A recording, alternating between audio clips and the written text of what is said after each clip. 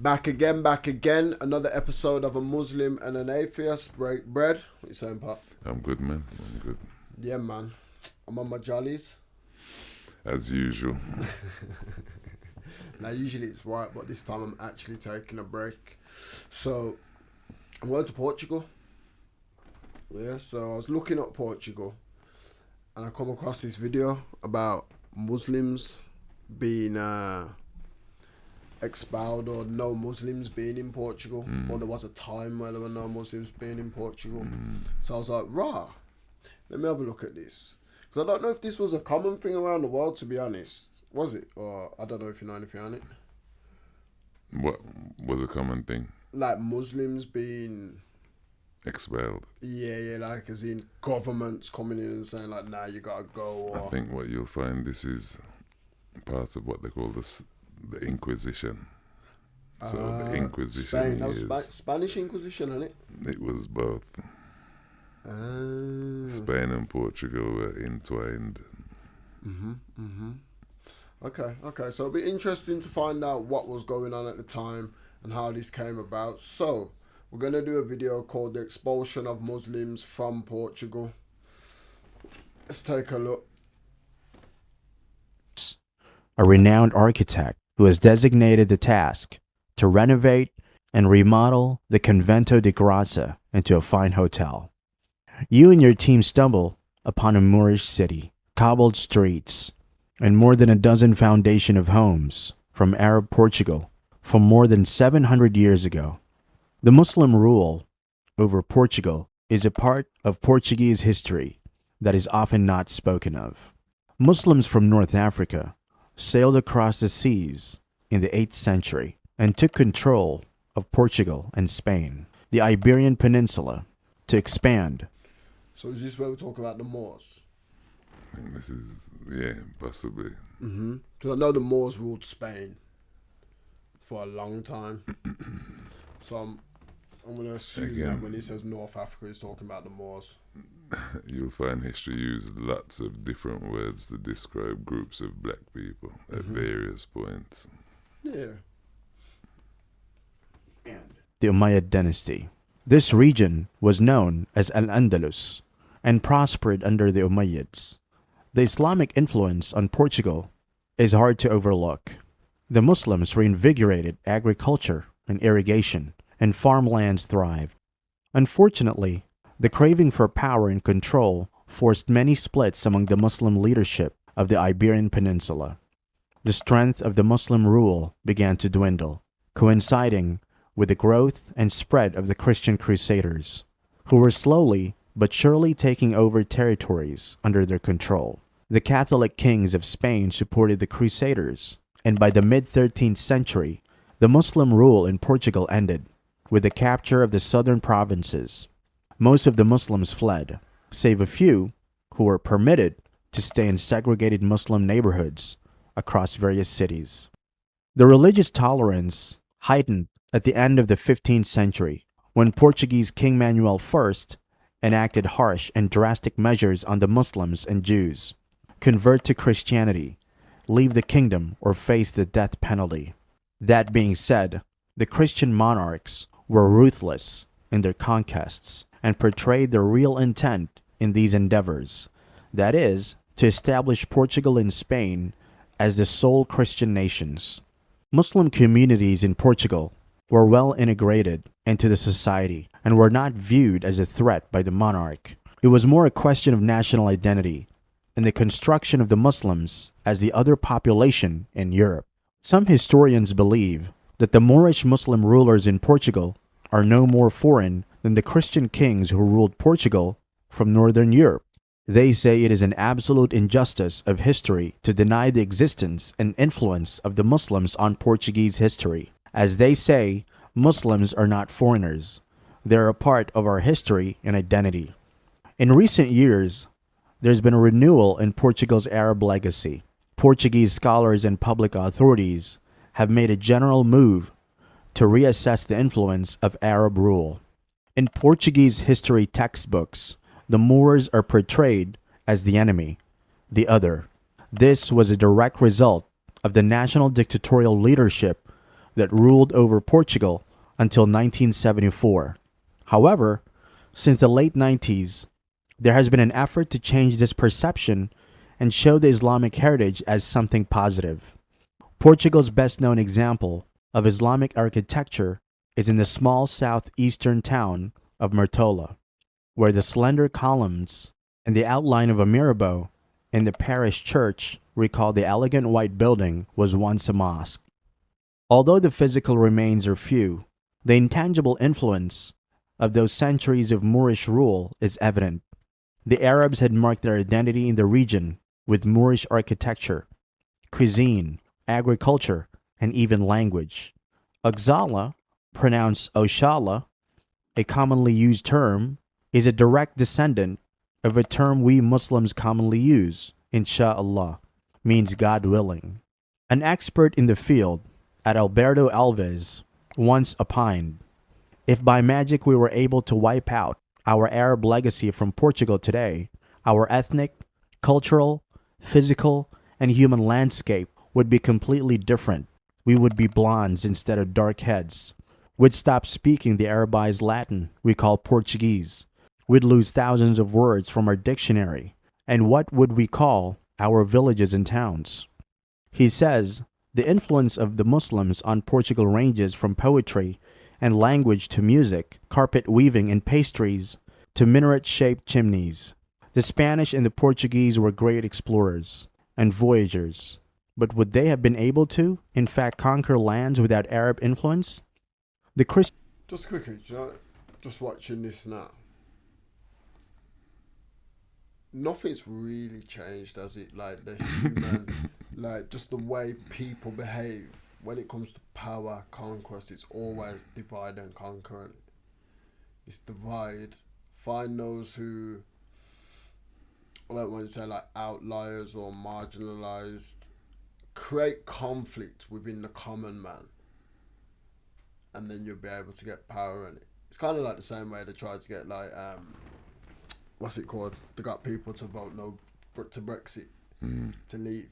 You know, it's very much like this is a foreign problem. There's foreigners here. There's too many people coming in. Do you know what I mean? So it's like a culture war all the time. It's not even like they say it's a race war anymore, because I don't think they've become very clever in that. It's not race now. It's culture. Everything's culture. So they've just changed the words, but it don't change, does it? Well, the thing that I've taken from the video is how it said the Muslims arrived from Africa, and then now they're referring to them as Arabs. The more it arrived from Africa, Moorish Arabs, now it's the Arabs. And you've got that doctor man just talking about blonde eyes, and it would be this and that. How did that come from Africa?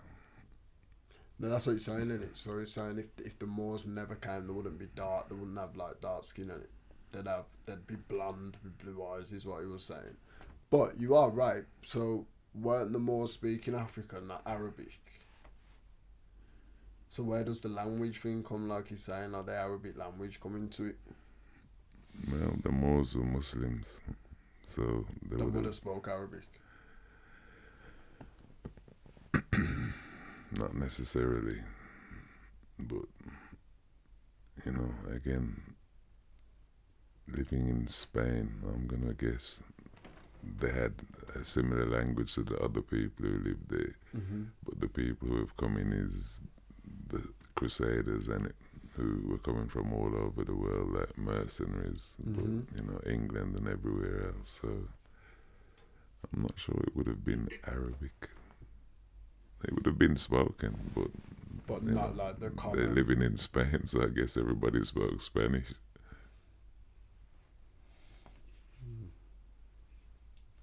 The Christian monarchs funded and sponsored the voyages, but it is widely believed and acknowledged that the Portuguese Empire depended on the navigational sciences developed by the Arabs. Vasco da Gama, one of the most celebrated Portuguese explorers, is believed to have relied on a Muslim pilot to reach India. But Europe is yet to recognize the cultural and intellectual legacy inherited from Islam and the Muslims, as Muslims have been written out of European history. Now, in present-day Portugal, Muslims are just around 40,000 out of a population of 11 million, mainly Roman Catholics.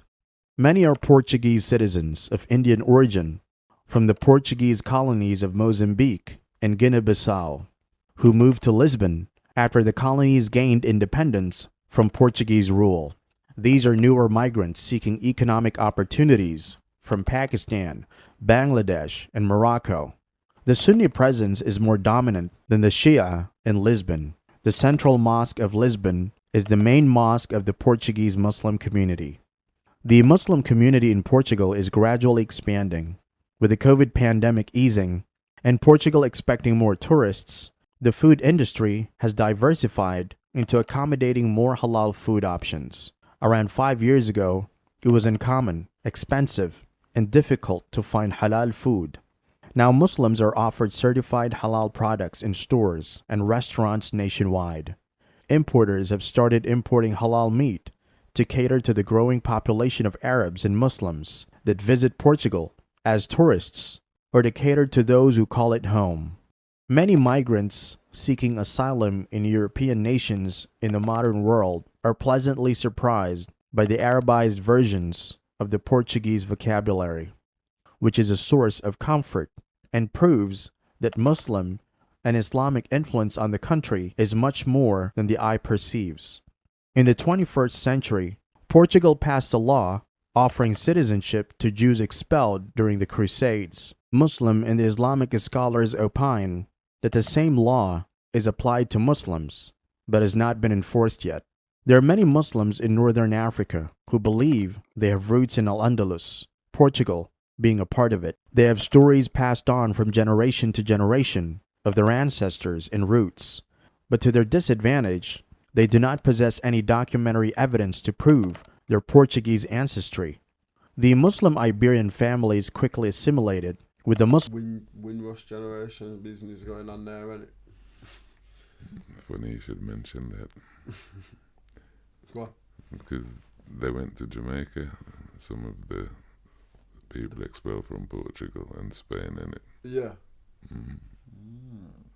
with the Muslims of the nations they fled to, and they believe that much documentary proof would be lost with wars and takeovers. Experts, though, believe that the move to grant citizenship to the Jewish progeny of those expelled and not to Muslim is a clear sign of Islamophobia and double standards by the Portuguese government. Community leaders also say they've been marginalized since the 9/11 attacks in the U.S. A cardinal in Lisbon warned Portuguese girls to think twice before marrying a Muslim and falling into a heap of trouble.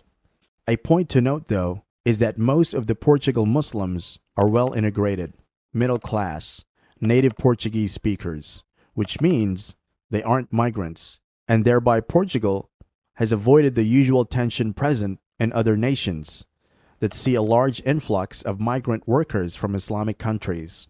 Although it is clear that Muslims and Arabs have significantly impacted the Portuguese way of life, it is a situation under which the Muslims were expelled, that there aren't many Portuguese Muslims today. They moved on to nations where they are better able to practice their religion and live a discrimination-free life. After all, who would want first world benefits if you cannot be recognized as a first-class citizen? Your guess is as good as mine.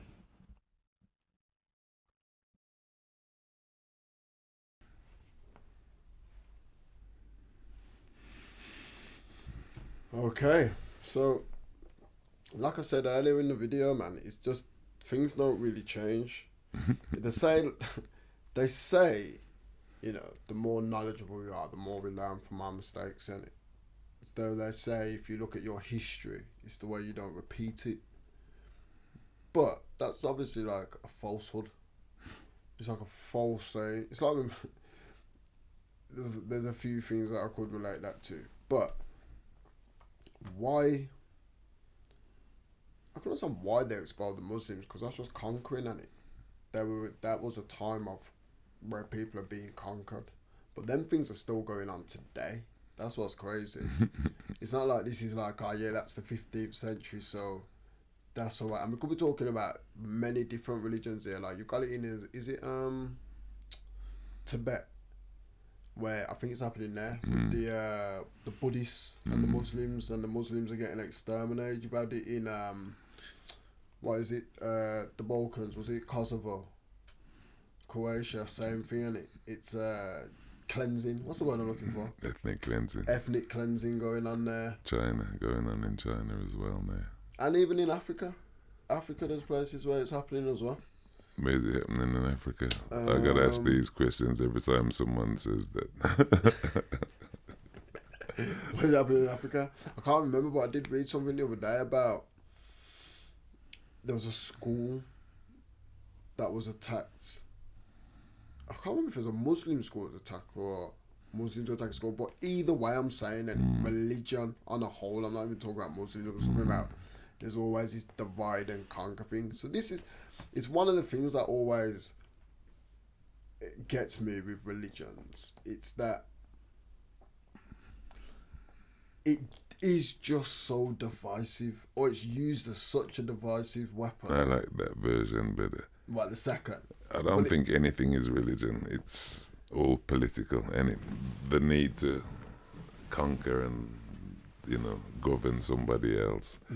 That's political, and that's something to do with power. The need to live on the earth as people and grow food and have shelter. That's everybody, but industry and corporations do things. It enables you to box people off, and is what I'm saying. Well, if you, as I always say, there are different gangs, and depending which gang you're in, then you're gonna sing the songs and have the behavior that goes accordingly to fit in. You're not exactly allowed to have thoughts of your own or free think anymore, or be a creative, or explore, or research. You have to sign up to that as a whole thing. I don't even think people are doing that anymore, though. That's probably part of the problem as well. That's why you get people are doing it. But there's two extremes, isn't there? So you get people who are so pious and they are subscribing to the whole thing, but can be very extreme with it. And then you get people who are just picking and choosing the parts that they want from it, but which is worse? Because it either is or it isn't for me. It's like, well, it either is that or it isn't that. Like, I can take good aspects out of it and say, yeah, I like that because that applies to the way I want to live in society. But that doesn't necessarily mean I have to, what's the word I'm looking for? That doesn't mean that I have to subscribe to that religion to do that. It's like I say to people, and like when people talk to me about being an atheist and going to church, and like I've been to many churches, even since I've been an atheist, I've been to church. I've been to the mosque since I've been an atheist. And people are like, oh, here we go. I said, how can I argue with people who have a common interest, who saying that they're gonna help each other and do good? Like, if you want to go to church and you're gonna get a good message from it, then why would I ever argue against that? Yeah, but that is on the local level. When you're talking about the crusades, is not, a man going to church. The crusades is lots of people who have a common belief going to a foreign country and doing what they, taking part. That is, like I said, in the name of religion, but it's actually political and power and, but the pious people don't do that. In the beginning of Islam, they had wars, but they don't have Islamic wars anymore. Sure. Where's the Islamic war? Didn't Iraq and Iran have Islamic wars recently? I think and you'll that was find down to right again. Even with these countries, you'll find that it's political. At the top, these people, are all connected. And they run countries. It's not anybody who runs a country. It's not, someone rose up from the gutter and went all the way to the top and runs a country. It tends to be people from a particular family particular things, right? Yeah. So they're connected. But the faith, the belief system of the people is separate from the acts of the institution, I would say. Mm-hmm. So you can have 1 billion pious people, but somebody somewhere has the power to order a missile launch, and everybody becomes responsible. But that should be the way. Let's talk about Hitler. It's called the banality of evil, isn't it? So not everyone who was a Nazi, who was going around killing people, probably believed in what they were doing. But they were under rule of thumb, innit? So that's why it's a banality of evil. A lot of them Nazis, when they got charged, I had to go, I was doing my job. I would have got killed if I didn't do that. Do you know what I mean? I would have been put in the same places, so I did it. But that's then your choice, innit? So there has to be some kind of accountability for your actions in what you do. So whether you want to rationalize it with yourself by saying this is in the name of God, or it's just fear for being outcast, they're both wrong. So whichever way you look at it, it doesn't matter. You're either scared of being judged by God, so you're going to go and kill people, or you're scared of the man who's telling you to go and kill people, so you go and kill people. That's just weak will, really. Well, as you know, there's a third option. Muhammad Ali, we watched that before. People are free to choose, like I said, but the will to wage war... He accepted accountability for his choices. The power to wage war is not among common men. To organise and do those things, it's not common people who do that. It's a particular group of people who organise and send people to their deaths, effectively. And while I use all these words that get thrown in, I'm still going to say, tell me where that happened in Africa. I'll look it up. Africa ain't got no army. It can't wage no war on nobody in history. Where's the African army that's gone out into the world and waged wars? That's not true, because there was Hannibal. Yeah. Hannibal had the African army, and he travelled through the mountains. Yeah, he went to Rome. Yeah, he went to Rome. That was an African who raised. Why was he doing it? It doesn't matter why he did it. He did it, innit?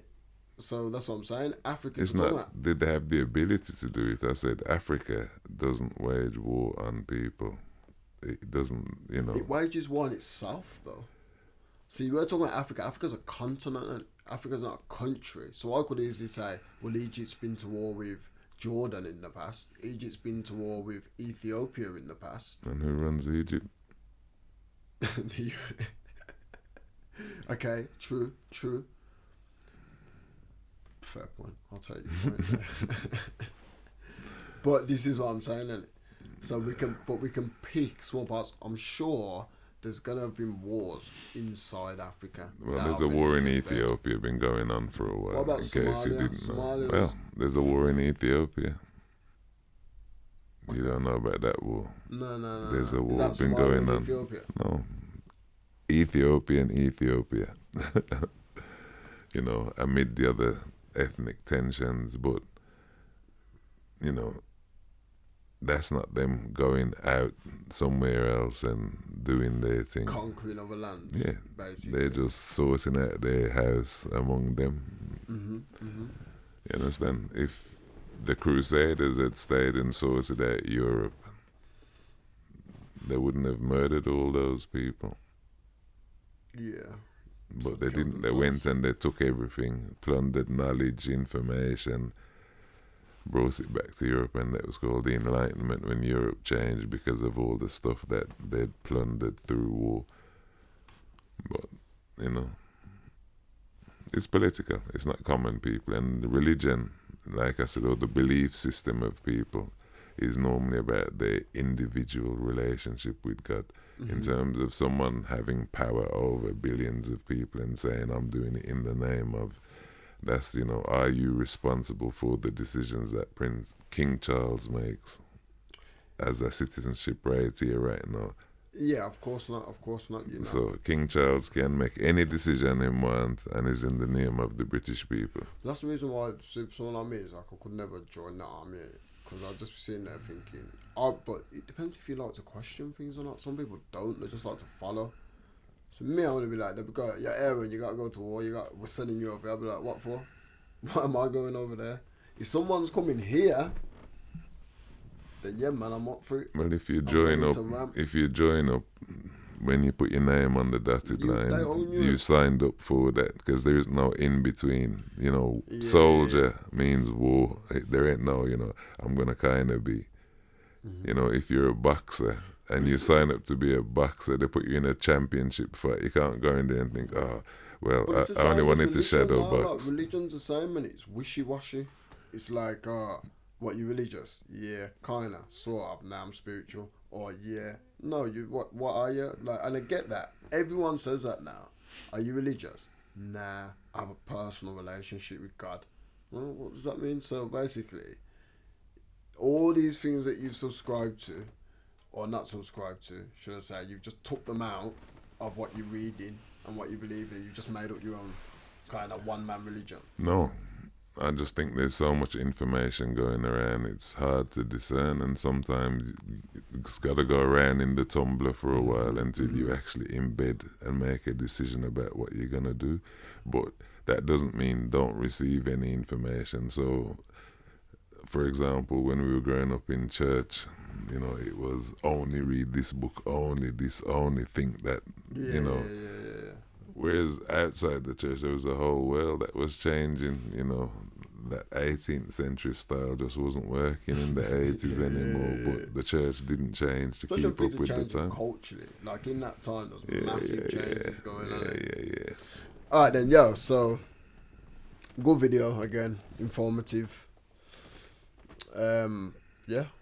Anything to add? No. Nah, man. Big up to all the Muslims in Portugal. We out. Peace.